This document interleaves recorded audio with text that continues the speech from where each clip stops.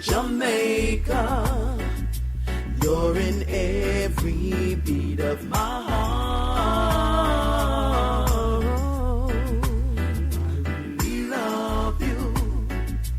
You're my rock, my shining star. Out on the beach watching the sunset in Negril. That's when I heard Mad Butcher on the radio, playing some vibes, oh, it took me away. That's when I knew I was living in a fantasy. Hey, this is your girl, Marcia J. Ball, and you're in tune to DJ Mad Butcher, Street Hype Mix Show, from Sundays to Tuesdays, 10 p.m. to midnight. Listen. You're my rock, my shining. Let's get ready to rumble! Back to this, all right? Let's see what's good. Hello? It might be working here. Let's see if we can get this phone thing going. We just got a call. Hello? Greetings. We just got a call from this number. Yes, this is the Marcia Ball. Is Marcia J. Ball? Yes, it is. Greetings, Queen. Greetings. Hold on one second. Yes. All right, y'all. Let's get ready to do this interview right here on tdkradio.com. All right, y'all. Let's see what's going on here. How you doing today? Oh, I'm blessed. I'm truly blessed, you know. That's what's good. It's an honor to have you on our show. We appreciate you taking the time out to do this interview with us today. Just time. Yes. Just time. You know, pleasure to be on your show tonight. And thanks for having me, you know. I'm honored. No problem, Queen. You born in England, it seems like, and is a songwriter.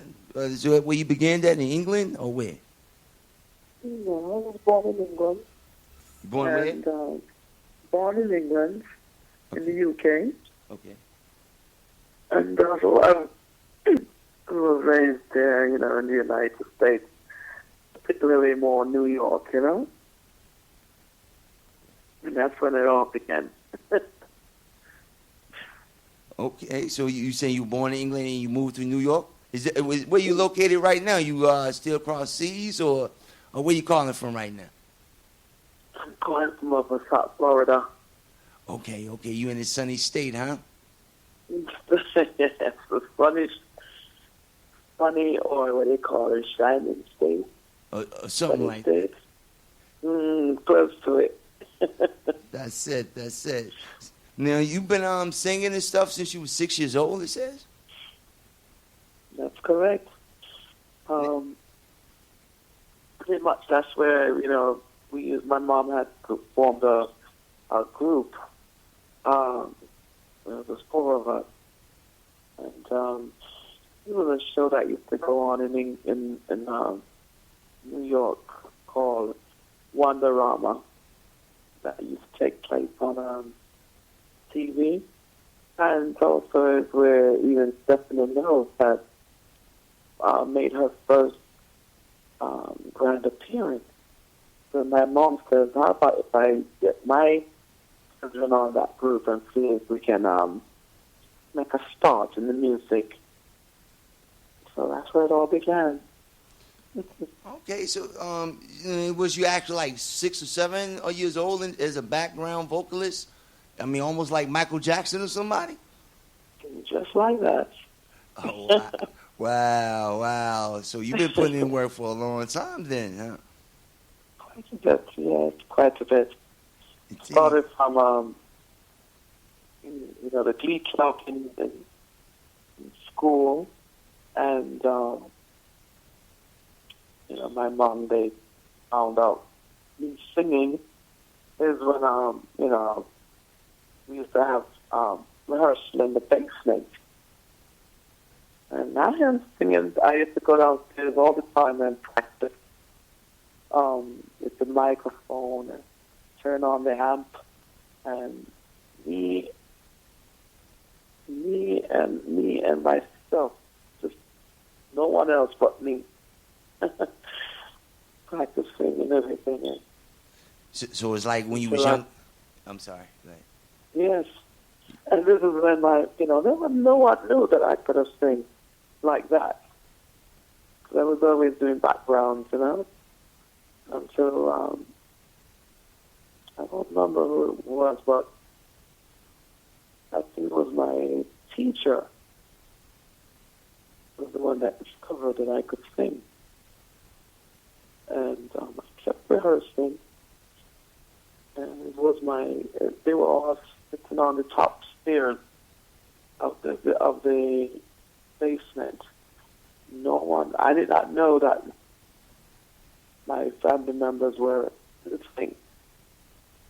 I said that, wow, she's this little girl, man. And that is when it all began. So basically, it was like singing was like your fun time, your way of getting away, so to speak. You know what I'm saying? Like a meditation almost for you, huh? Always been. We have a lot of children that would go outside and play. Not taking that away from me still, because I used to love to go outside and play, yeah? But it was more me and a friend of mine, childhood friend. That was what we always did, was just go straight into just rehearsing, just singing among, put on records and try to mimic different artists. That was our joy. It's not about playing doll or playing hopscotch or double dutch and all those little games kids play. It was all about music, bro. Wow, I feel you on that. Yeah, that's how I used to feel too when I was younger. Dancing and doing all that myself. I feel you. Now, in 1990, you came out with your first single called "Tell Me," right? Yes, I did. That was produced by my brother. So my brother is also a musician as well. And, he self-taught himself to play, quite a bit of instruments. So also being an engineer, he self-taught himself. So he's been able to go around the mixing board and get around the mixing board, know how to monitor certain sound, how to, bring the sounds together. And that is what my brother did. So he saw me and him after the band had separated. It took both of us. We left, when the band separated. Right. It was just the two of us that continued the journey. So my other brothers decided to go into play for the church. But we found something else Got you. to do. So do you and your brothers still work together, or with your projects today, or they don't moved on to other things they're doing? Well, my younger brother, he's still in the music. He's still producing, and still work with me as well. The last project that he did for me was a couple of because he's more into R&B, yeah, and soul.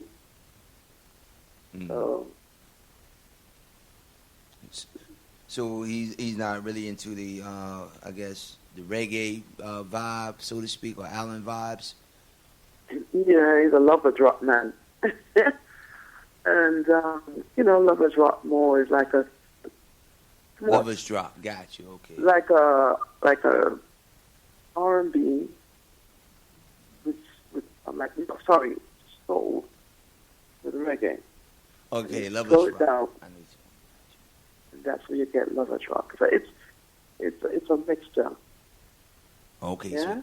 so he's saying he's more into that nowadays. Pretty much that. Gotcha. Yeah. Got you. Now, what about your style? Will you I see that you're very versatile. Do you do any type of dance hall, or you mainly do like more soulful type feel? Well, it's, you know what, it's in my first, I tried different genre of music. I did 1 and 2 of dancehall. It just wasn't my style at the time. And, you know, you as an artist, you have to find your creativity. You have to find where you feel more comfortable in. And that's what it did with me. But I've always loved the sound that Lovers Rock, the making of it, how the feel is. So that's where I came about with just started to listening to different artists from England and also in Jamaica, because Lovers Rock, like with Sugar Minott and Dennis Brown, Gregory Isaac, just John Holt, you know, Ken Booth have a bit of it, yeah? So that's why I used to listen. And then when I listened to England, it was like more like Louisa Moss, Carol Thompson, and Janet Kay. So these are some of the Sandra Cross. Some of these are the artists that I used to listen to. Let me ask you, now, is reggae like real big over there in the UK right now? Oh, it's massive. It's massive. And they get a fight, you know, but it's still. I personally think it's one of the more great music and unification of music right about now. That's what I feel. Out of curiosity, you know, I've never been to UK or England nowhere at this point. What's the population of us over there as far as African Americans or Africans, period, you know what I mean, or the black race over there? I mean, are we even over there? Because, you know, on TV I normally see Caucasian folks or the Abus, man. So I was just wondering, is it even a population of us over there? Oh, great. A great amount of us over there. I don't know. You know, you've never been someplace, and if you got to go by TV and of stuff, course. it could be very confusing to your mind, you know? Of course, I understand. But what it is that, like myself, we had a lot of Caribbean parents that used to travel from over Jamaica and come over to England, because we had at the time in the 60s, before Jamaica got independence, it was more of an easier transition to be from Jamaica, come over to England. So that's why you get a great amount of Caribbean parents with Caribbean parents that have their children in England. So you got a lot of English children with Jamaican parentage, Caribbean background, per se. And I'm one of them. Interesting. So trust me, it's a great amount of African Americans over there. Yeah, so no doubt. Yeah, I was just wondering. You know, we have some brothers and sisters. They say, "Yo, I want to go, you know, UK or England and stuff." But I'm like, man, is we even over there to go over there? But Oh yeah. But then you have John T of Wave Radio. Seemed like he introduced you to Marcia Griffiths. I remember performing with her back in, what was it, 1990. That was like my first performance I ever did. Yeah, I performed with her back in 1990. Yes. She did a little mini tour in was Winston-Salem, Roanoke, Farmville, and I think one or two other places. What's going on with that? I mean, was you there? I mean, when I seen your picture, I'm like, she looked kind of familiar. But you seem like you used to be a backup singer for her. How long was you a backup singer for and stuff? Tell us more. Wow. Pretty much. On and off, it was about 15, between 15 to 16 years. So when I first met her, it was in 88. And we pretty much had a strong bond from that point on, because I was told that my vocal range is very similar to hers. So she heard for herself. It was really amazing that she also thought of it the same way, you know? And it was such a pleasure working with her, you know? She's a magnificent woman. So I'm assuming that she taught you some things about the business and different things of that nature, traveling with her, and I guess this whole experience. Quite a bit. You know, my mom is my mom is the, you know, as always first teach me about, you know, how to conduct yourself as a woman in the music industry and as an entertainer. And whatever you do, it will follow you throughout life. And how you dress, how you carry yourself is what people think of you. So I also was taught that through Marcia Griffith as well. And I watched everything about her. As long with my mom, she's like a big sister. She's a mentor, you know. And I have that experience from her within myself, and I won't even. That's one thing I can't ever give up, and would love to do it. If I could do it again, it would be an honor. I would do it all over again. It taught me a lot. So, do she still making music? I mean, what happened? I Oh, mean, yeah. she's still doing her thing. Oh, yeah, she's still making music.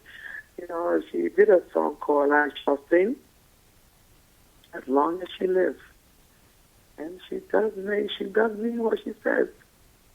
As long as she lives, she will sing. I might have to get that. I got one of this in case a lot of people don't know who Marcia Griffith is. Let me play one of her songs, just a little bit of it right quick, if you don't mind. Is that cool? Yes. Let's play one of her number one hits that went all around the world and be playing still to this day. Let's see what we got. Yeah.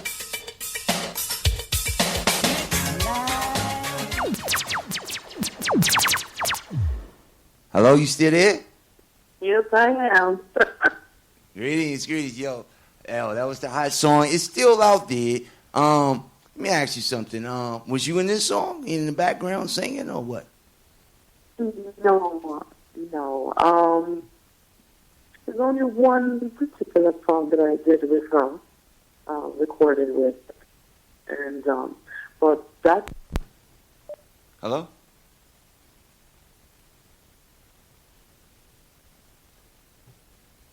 Oh man, not again. Let's try this again. What will happen now? Let's see what will happen, fam. This is crazy. Let's try it one more time, fam. Can't keep having this one, family. This is crazy. Embarrassing, you know? Hi, you have reached Marcia Ball. Oh, man. We getting maybe it's on her end this time. I don't know. Let's see. Let's try it again. Maybe her phone went dead. We don't know. Let's see what's going on here.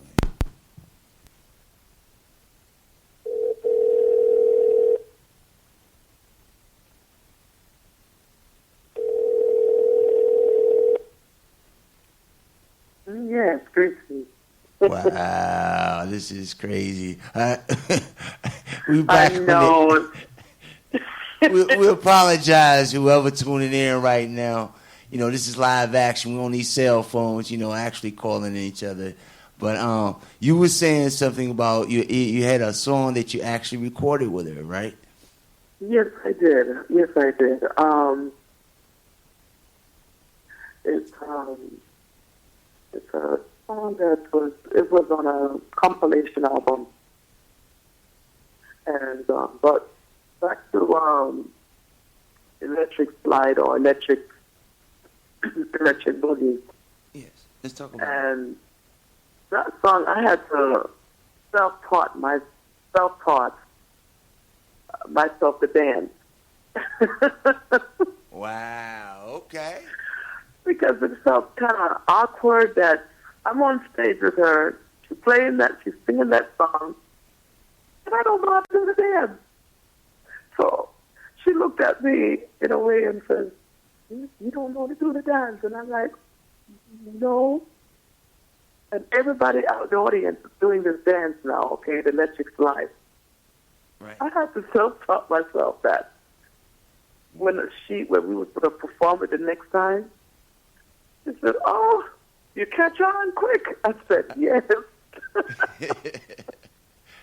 You had to do it. Had to do like when you was younger and just practice and practice, wasn't it? Just practice exactly what I did.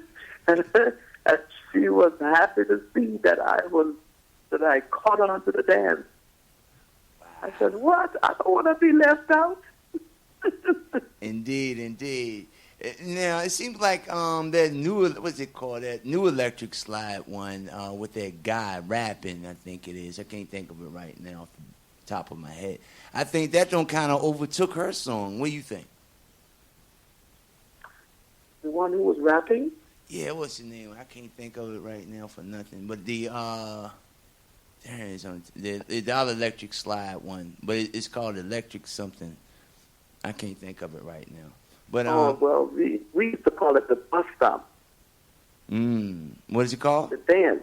The dance is coming from similarity to the bus stop. Salsa? The bus stop. Oh, the bus stop. Mm-hmm. Okay. And when the person, one who created the dance, to the version that she has, the song, he perfected it. So it's coming from a similar dance called the bus stop. Is that something that was worldwide or what? For the younger audience. The bus stop is a more when I was growing up. So the dance kind of changed a bit when Electric Boogie came out. So when I saw that, and I said, "Let's send it up to the bus stop." The bus stop. I need to check that out. That sounds Yes. interesting. Now, your first album that came out was in 1996, correct? Yes, it was a duet. It was a duet album with a producer by the name of Roger Langston. He's also a DJ. Okay. He's also a DJ, and that was the first album that was called Unity. Oh, it was called Unity? Yes. Now, I have a couple of cuts here, and we're going to, let's run through and let the audience kind of review some of your music here. This is off your first album, and it's called Your Love and Sweeter. You want to, let's, That's my first solo album, taken from an album called Right on Time. It's called Right on Time is the album. Okay, well, let's go into it. Let's let our viewers listen to it for a second, and we'll get back into this interview. Sounds good? That sounds like a plan.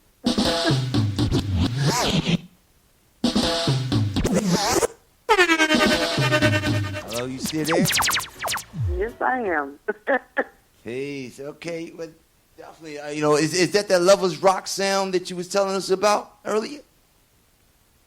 Yes, that's more. That one there's more like a rock steady, Rock steady. Okay. Now you have Your Love and Sweeter, and it sounds like you talking about love or relationships and stuff of that nature. Was that something you was personally going through, or it kind of give us a touch of what you was feeling when you written these songs? These are all original, correct? Yes, they are. Yes, they are. And given the producer at the time was John Screw from Cornerstone Family and Cornerstone Production. And, you know, it was, that was a very interesting album. When I was, you know, making it, it was really, you know, it was fun. And I enjoyed that moment. It was 2004 when that album was launched.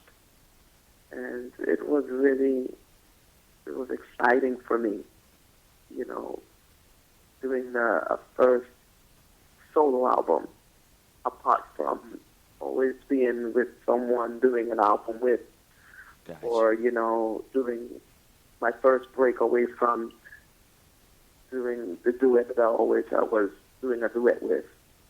So this was my first solo album, my first project, and it was like my baby. I understand that. So, so most of your songs, when you write them, now you mainly just this come to you sometimes, or just be like I said, personal experiences as a writer, or what? Personal experiences. This one here, these particular songs at the time, I never channel into my inner self to write. So it was a close friend of mine that was doing most of the writing by the name of Mary Gardner. She used to do most of my writing for that particular album. And, you know, unlike myself, she also used to, you know, desire about love, relationships, what love was all about. Love is colorful, you know, and it's a union between two people. So that was what the concept of the whole album was all about. Gotcha. You don't mind me asking, are you married now, or in deep relationships like that, or what? Well, no, not right now, no. Gotcha. Now, you were saying earlier about being in the industry as a woman. You learned how to carry yourself from your mother, and then you say you learned some things as well as, you know, traveling with Marcia. Tell us more about that as a woman in the reggae business. Now, I'm hearing things like in, you know, hip-hop and R&B business and the different, we'll say, things that they go through to, say, make it in the business. Being on the reggae scene, though, however, I'm here. Is it different, or is it like a It's no different. It's because when you look at the music industry, it's a male-dominated business. Am I right? Okay, and women in this particular industry, you know, we have to have a certain collab about us. You know, we have to have a charisma, a kind of character about us. You know, more of a sex symbol. Whether you're in Hollywood or you're in the music, doesn't matter. You have to have a particular poise about yourself, you know, and you have to have a sex appeal about yourself. Right. Or else you're not going to be nobody. Because with a woman, your voice is the last they hear. Right. You got to have shape. You got to have the face. You got to have, you know whatever that a man wants, in per se. Right. You got to be a product to sell. And if you are not the product that they can sell, I'll deal with you later. Let me deal with the sex appeal first, then the voice. And unfortunately, that's how we, as women, are in the music industry. It's sad, but that's that. You know, it took a lot of,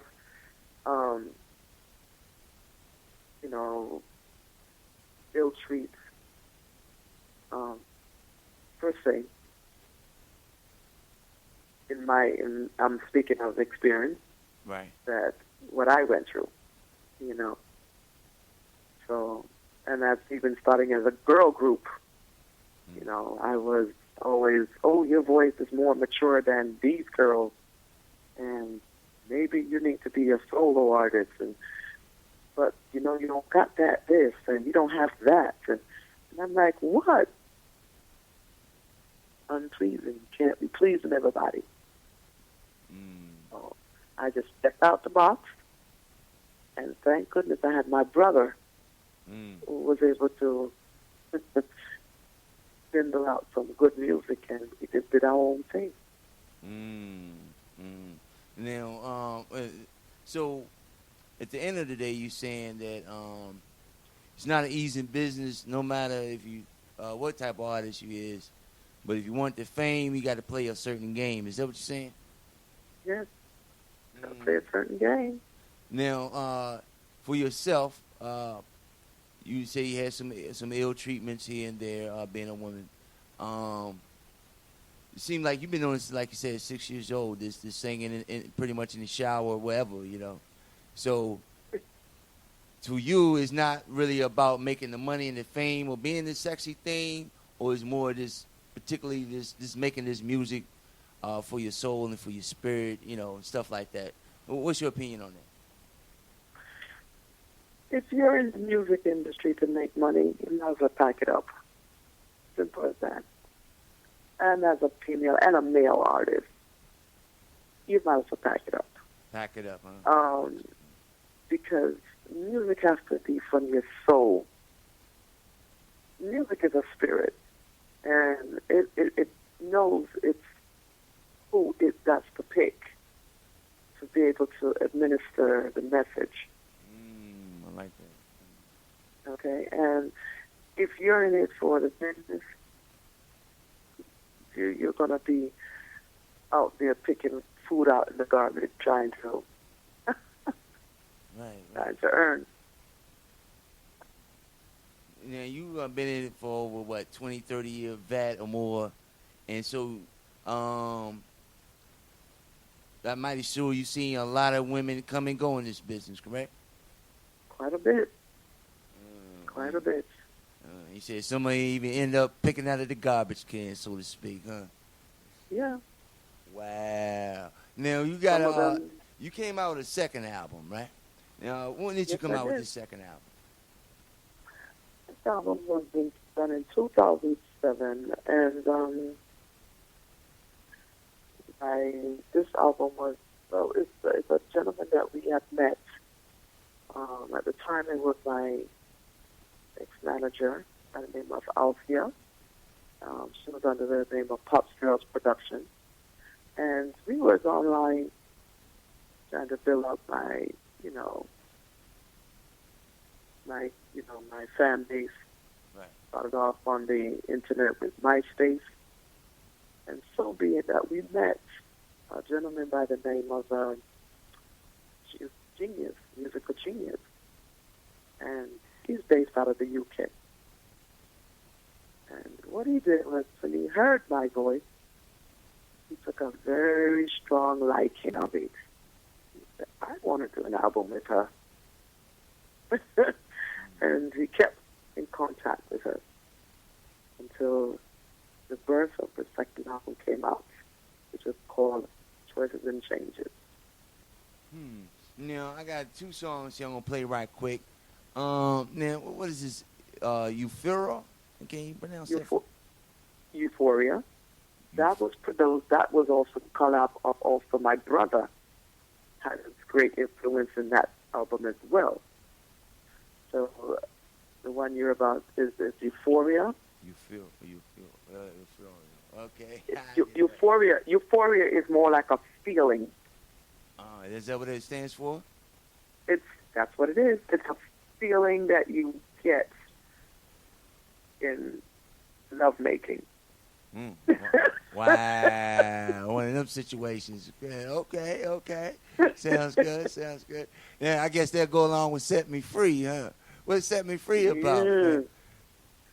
Set Me Free was written by a good friend of mine named Fiona, and great writer, and wonderful spirited person she is. And she was a writer of Set Me Free. And basically that one talks about my heart. For your heart? My heart. I gave my heart, my soul, everything to you, and you turn around and dish me dirt. So I'm telling you to set me free so I can go about my business. Because I don't want to live like that no more with you. Wow. Wow. You know, I might start off with the Set Me Free, let people hear that one, then we can go. What was it? I'm bad with pronunciation. What was the second one we're going to play again? Euphoria? Euphoria. Euphoria. Euphoria. And Euphoria. Euphoria. Euphoria. I got it. Euphoria. I got it, family. All right. Well, let me tell you.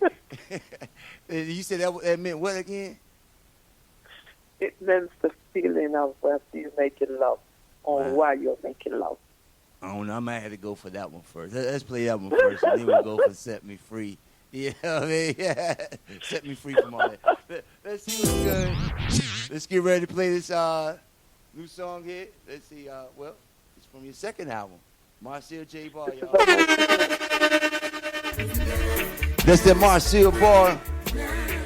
It's called Set Me Free. We appreciate everybody who's tuned in right now to tdkradio.com. You also can join me on Facebook, DJ Mad Butcher. Marcel, you still there? Yes, I am. Greetings, yo. Them vibes right there. I'm loving it. You know, like the first one, you was talking about taste your lips and seemed like you got a little sexy with it there, family. Let your hair down a little bit on that first song. And the second song, Set Me Free, and sound like you didn't seem like that cat didn't appreciate you there. That's right. Did you write the song you said, or you said you had a ghost writer on that one? What went down with that one again? My brother was the one who wrote the first one, Euphoria. And Miss Fiona, with the help of Althea Brown, wrote Set Me Free. Got you. Okay. Yeah. At that time, I still was trying to find that inner self of me that to be able to write, you know, because one or two songs I was writing through my journey of music, trying to perfect it, but I was still kind of tedious with it as well. Wasn't sure that the words were coming together right. So I kind of stayed on the back with the writing until I had to perfect it, you know? So you feel that you didn't have the proper confidence in your writing skills you felt at the time. At the time, exactly. Got you. Exactly. Felt that what you was coming up with, what this wasn't good enough. You know they say we the worst critics as artists. We are. Right? True to the game when you know about it. You know. We beat ourselves up too much at times. Indeed. So I hope you didn't like ball up a lot of your work and throw it away. You ain't do that, did you, family? Did you keep it in a vault before you can pull it out later? You know. No, it just that I started. I will get like a few lines, and then I will call up another good friend of mine named Hopton Lindo, and I would say, Hopton, help me with these words. I'm getting mind block, mental block. Right. I just couldn't come up with the words as fluently as I want to. Have all these life experiences, but just did not know how to put them in words. Was you a freestylist? I mean, like for me, I mean, when it comes to writing, I'm not too good with writing, but I can just come with it. You know what I mean? Just come straight from the heart with it, just make up words and stuff as I go. Are you that type of person? No, not really. Sometimes it takes when I was given a song to write, sometimes it takes me 2 weeks to write it. And I'm like, how in the world? I used to love, that's what I used to love about Fiona. You give her a song to write, and in an hour or two, she done finished it, or even less than that. Right. And I used to, in a way, I used to envy her about that, which I don't like to use that word envy. But that was one of her talents that I used to love. Right. What she did. And I used to say, just teach me a little bit. And she says, you just got to go into you got to go to a place in your mind. Right. And Indeed. block everything out. And just go within your inner self. Indeed. And remember the life experience that you have been. And then let that energy come out. And then you will realize the words can come out more easier. Right. You just let the energy flow through that pen, you're saying, on that paper. And just let it rip. Yes. Got you. Yeah, definitely. I mean, I feel you on that block thing, Writing is different. Like I said, to me, it's kind of difficult, but at the same time, for freestyling and just coming straight from the heart and just spilling some stuff, I feel much better. Now, you had a third album come out. Now, on the third album, did you start writing by then, or what's going on by now? That's when my brother says, I'm going to put my foot down right now with you. Because you're going to co-write this album. And I said, oh boy, that was my weakness. Got you. Little everybody knew that was my weakness. So is this Because big what bro or I little do bro? is, when someone writes a song for me, I actually live the words of that person's Got you. thought through my vocals. So my brother said, well, you got to stop living someone's thoughts and live your own and bring it through your own writing. So that's when I started to write my own songs. Wow. So is this big bro or little bro? This is Big Brother. This big brother. Okay, got you, Uh-huh. got you. Okay, so we pretty much set you in the corner, so to speak, and like, yo, put a bunch of pencils and pens in front of you and paper, like, yo, you're going to get to work today, huh? Oh, yes, he did. Got you. So you have here, Give Me Your Loving and Everlasting. Yes. Tell us a little bit about these songs. Is this one of the first songs you written, or what's going on with these two songs I have?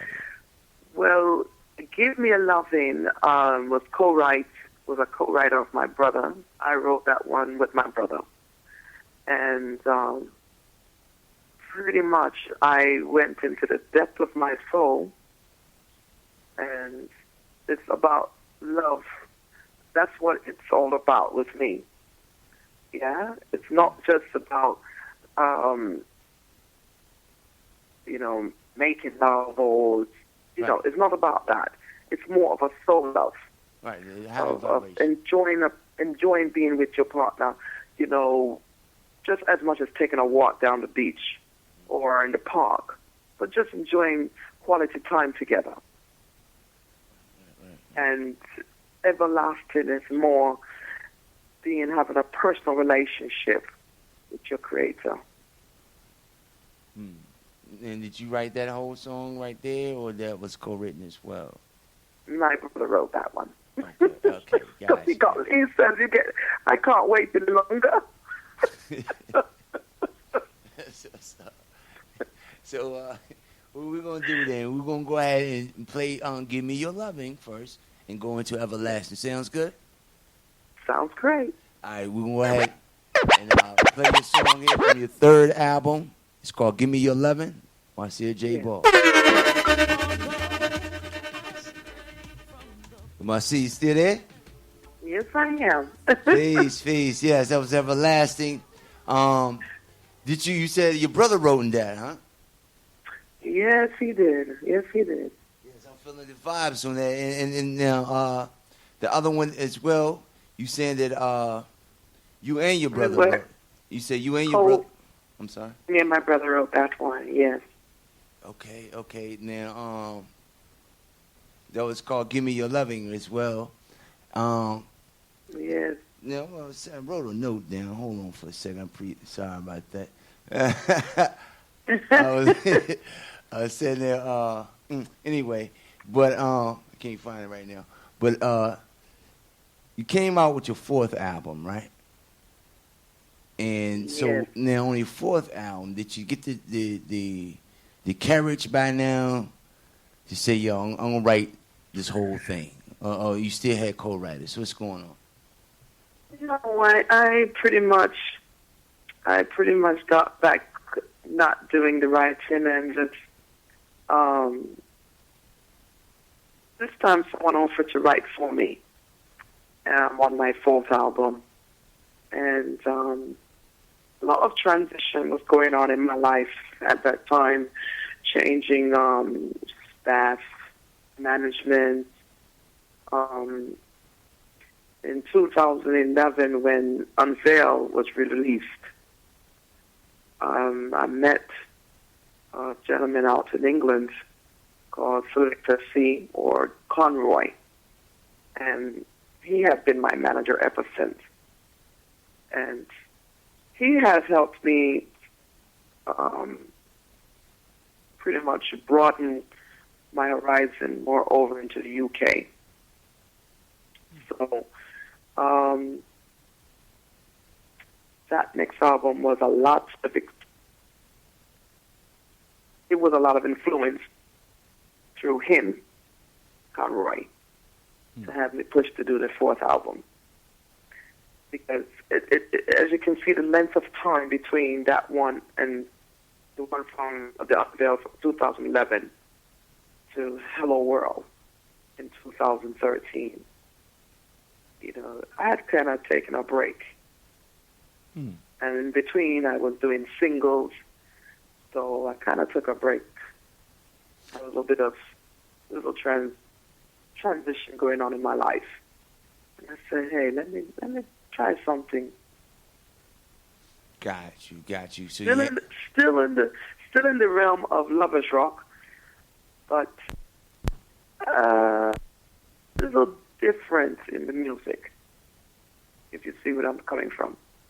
Indeed. You gotta still have that vibe, though. You know, you can rock and you know, definitely. Now you saying in your fourth album, though, you saying you was going through a transition in your life, and so you saying now you mentioned a lot about UK. So are you bigger in UK, you feel, than you are in the USA, or what's going on with that right now? My audience more lie in the UK. Even though I reside here in South Florida, I have my fan base here, but I have a more stronger fan base in the UK. Got you. So you probably got some UK Europe. listeners, huh? Yeah. Hey, everybody in UK, how y'all doing, family? That's what's good. Well, Yes. so now we went back. You saying you went back to UK around this time, the fourth album, and produced this album, Yeah. or what? I was here when I did it, but I did the promotion. Went back last year after quite a number of years that I have not been there since I left. So it was more of a spiritual movement for me to revisit the place of my birth. And the response was overwhelming. You know, I mean, it got me very teary-eyed. Gotcha. Right, you feeling all that energy of love, huh? Lots. Got you. So, now, being in this business, you say you had to take a break for a minute. I guess that's for all artists. I guess when we get a certain point in our life, we start thinking about, I guess, what avenues you wanted to take, or what kind of music still if you even want to still do this thing, or what was going through your spirit and soul at that time, you think? That's basically what it was. At one point, you have to find out what's your real purpose in doing the music. If this is what you really want, if you want to continue it, maybe you want to do another. You want to play another role in the music industry, like a producer, or just be an artist someone to show artist growth. Right. Okay. Or do marketing in the music, or do producing. That's when you start to really think about it, because you've been longevity in the music industry at that time, and you start to say, well, let me see what else I can do. Right. I see that. Because I've been there, I've done that in the performing arts. Right. Yeah, I did acting, I did dancing, so I've done it all. Right. So you came to the conclusion of what at the end of the day? We're at this fourth album, getting ready to play a couple of songs. So what was your conclusion? My first passion, which is to sing, and pretty much that's what I love to do, and to go into artist growth. Got you. So you got to sitting around thinking about when you was on the stairways or downstairs or to yourself when you was a kid, looking in the mirror singing and stuff, huh? Boy, back to memories, huh? Mm-hmm. Right back into memory. Right. That's just the most high pushing you like, yo, you don't remember this? Yes. I feel you on that. You got to get back out here and do this gift I gave you. Got to do it. And so I put it down and don't want to deal with it, because, it's your surroundings. At times, it make you feel discouraged. That's how I feel right now. But there's an inner part of you that you always reflect back, as you said, to that little person that first took up that mic, right, and discover her passion, and say, "This is what I want to do for the rest of my life." I feel that. I want to sing until my eyes close for eternity. And that's where it is. And from there, we got You Make Me Feel Nice that we're going to play. And Since You Came Into My Life. How about that? That's right. Thank you. Let's go ahead and play that right quick. This is from her fourth album, Marcia J. Ball. For all those who's tuning in right now.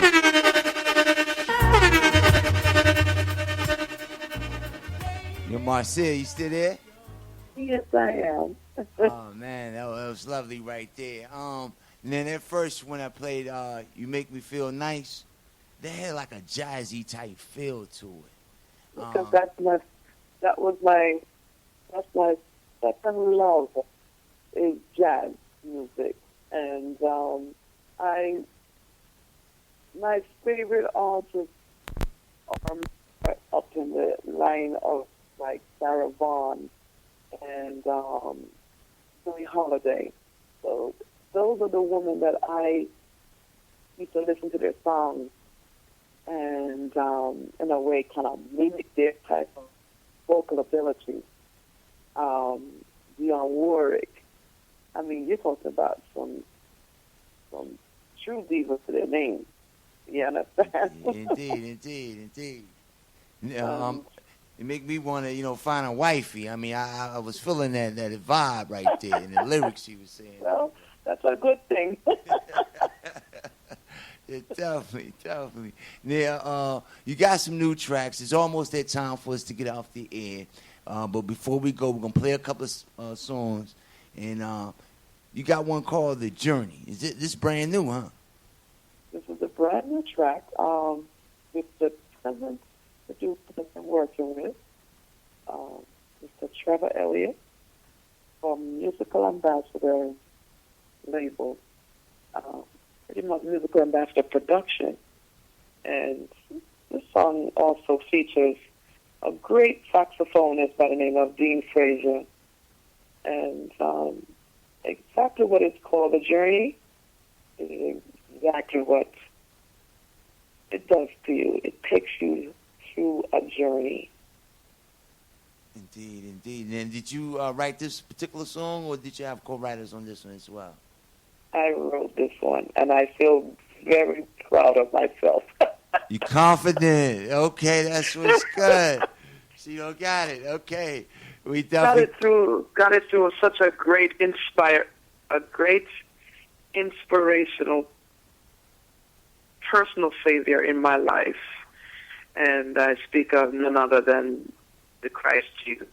So, take it away. That's what's good. That's what's good. And we'll go ahead and play this right quick. Play a little bit of this. Well, see, you still there? Yes, I am. That's what's good. Then you saying by this song here, you got the confidence because the God within you and the God that you follow, the journey is there. It's on. That's it. That's it. So you got another song right quick. You got Poor People. Is that new or how long? When did this come out? That's a fairly new one as well. That was released about 2 years ago. So this one was written by Danny Breckenridge, and pretty much this talks about poor people are suffering today, the struggle. Indeed, there's definitely one out there. We're gonna play this right quick because our time is limiting out, and we got one more after that. Let's see.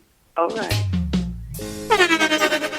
Yes, I am. Yo, I'm feeling that. You know, the words and everything.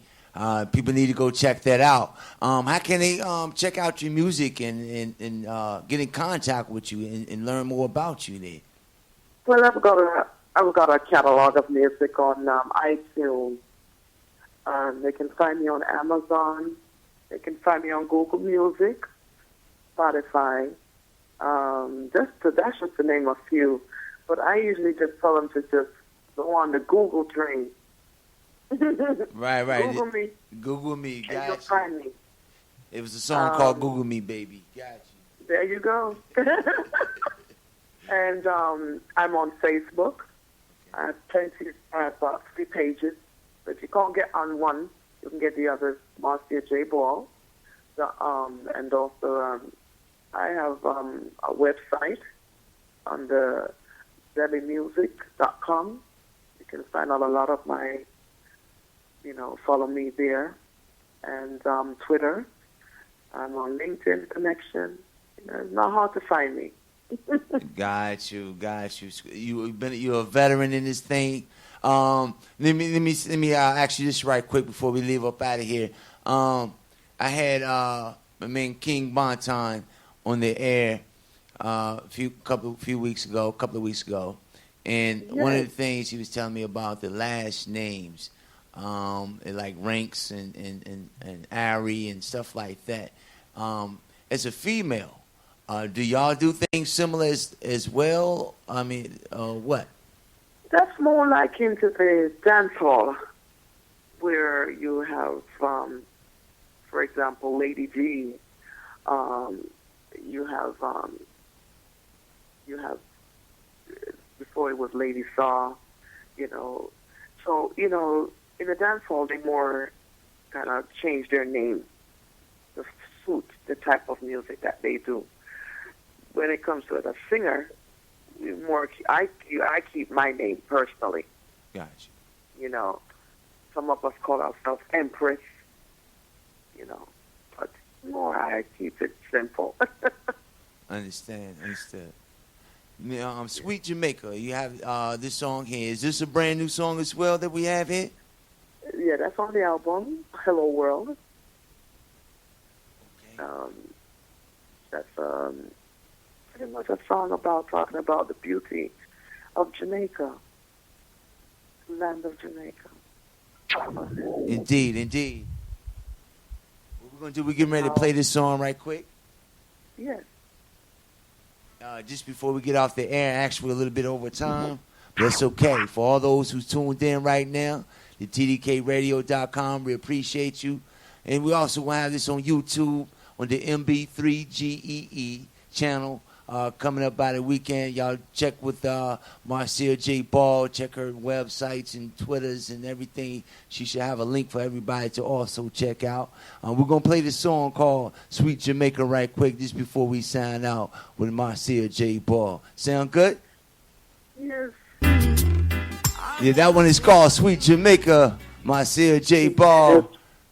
You still there, love? Yes, I am.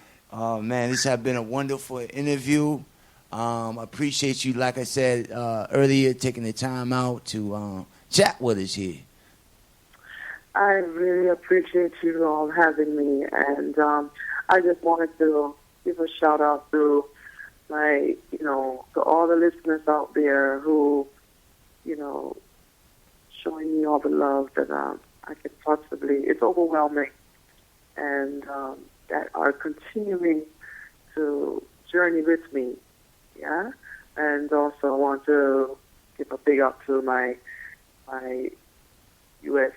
manager, Zelly, who's doing such a great job and getting ready to put out another album with me. But we'll do tell. Yes. But I want to say big up and massive to the TPK radio family for having me, and to you, DJ Mad Butcher. Appreciate you, love, and I definitely appreciate that drop you gave me. We're gonna play it at the end of this segment here, and hope to talk to you again. Hey, I like to come down to wherever, Jamaica, Florida, whatever, and spin some records and play some music and stuff with y'all. Party a little bit. What do you think? That'll be sounding good. Sounds good. So whoever listening, I travel everywhere. I got my passport. Just call us up, family. We ready to roll. So That's good. we appreciate you, Queen, and you have a blessed night. And we getting ready to sign out right here on TDK Radio. Sounds good? Blessed love. We Blessed out. love. Please. I hope to talk to you soon. Out.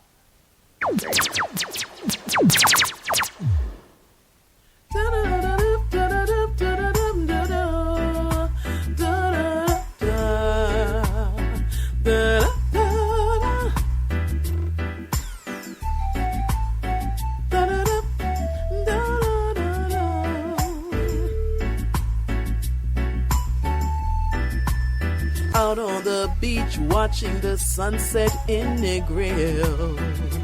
That's when I heard Mad Butcher on the radio, playing some vibes. Oh, it took me away.